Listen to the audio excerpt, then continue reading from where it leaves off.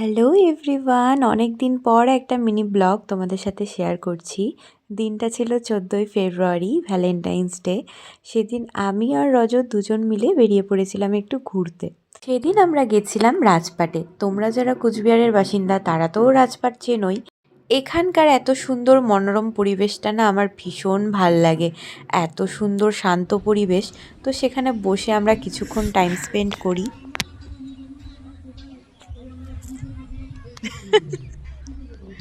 বড়ই কার কার ফেভারেট?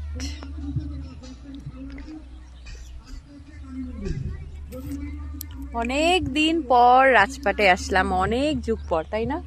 কত বছর পর তাও রজত? সময়গুলো কিভাবে যে কেটে যায় সত্যি ভাবাই যায় না। 7 বছর আগে এই মানুষটার সাথে এসছিলাম, আর এই মানুষটার সাথেই 7টা বছর কিভাবে কেটে গেল দেখতে দেখতে। না, যদিও আমাদের রিলেশন আরও বেশি সময়ের, প্রায় 10 বছরের কাছাকাছি। তো 7 বছর আগে এখানে এসছিলাম, আবার 7টা বছর কিভাবে পার করলাম, কি করলাম, সেগুলো নিয়ে কত গল্পই যে আমরা করছি তখন, মানে সত্যি। আর কুলগুলো এখানের ভীষণ ভালো খেতে, তোমরা যদি যাও অবশ্যই ওই রাজপাটের বাইরে যে কুলের দোকানগুলো বসে সেখান থেকে কিন্তু এই কুল মাখাগুলো খেয়েও, দারুণ খেতে হয়। তো সেখানে বসে আমাদের প্রচুর ওল্ড মেমোরিজগুলো আমাদের মনে পড়ছিল, সেগুলো নিয়ে গল্প করছিলাম, খুনসুটি করছিলাম, সব মিলিয়ে দিনটা বেশ ভালো কাটলো। তো চলো এখন বাড়ি ফেরার পালা। ওহো, তার আগে কিন্তু অবশ্যই এখানকার ফুচকাটা ট্রাই করো।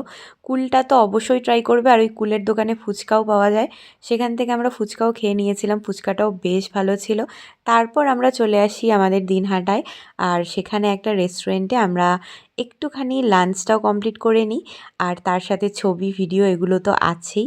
তো আজকের জন্য ভিডিওটা এখানেই শেষ করছি। কেমন লাগলো ভিডিওটা অবশ্যই কিন্তু কমেন্টে জানিয়ে যেও, ভালো লাগলে লাইক করে যেও। চলো বাই।